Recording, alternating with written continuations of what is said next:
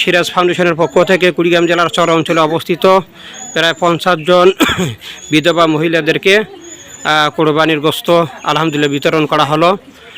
গরুটি কয়েকটি এতিমখানা এবং বেশ কিছু দুস্থ এবং অসহায় মানুষদের মাঝে বিতরণ করা হচ্ছে।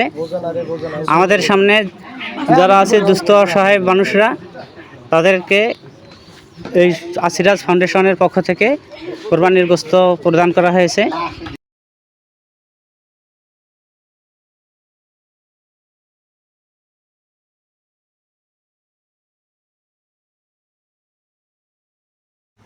আলহামদুলিল্লাহ, আর সিরাজ ফাউন্ডেশন এর ব্যবস্থাপনায় সবার জন্য কোরবানি 2025 প্রজেক্ট এর অন্তর্গত রংপুর জেলার বদরগঞ্জ থানায় কিছু গরিব অসহায় বিধবা এবং কয়েকটি এতিমখানার জন্য একটা গরু কোরবানির ব্যবস্থা করা হয়েছে। আমাদের কাছে ইতিমধ্যে গরুটি পৌঁছে গেছে। আল্লাহ তাআলা যেন যারা এই গরুটি দিয়েছেন কোরবানির জন্য এবং যারা ব্যবস্থাপনা করেছেন, আল্লাহ যেন কোরবানিকে কবুল ও মঞ্জুর করে নেন। আসসালামু আলাইকুম রহমতুল্লাহ।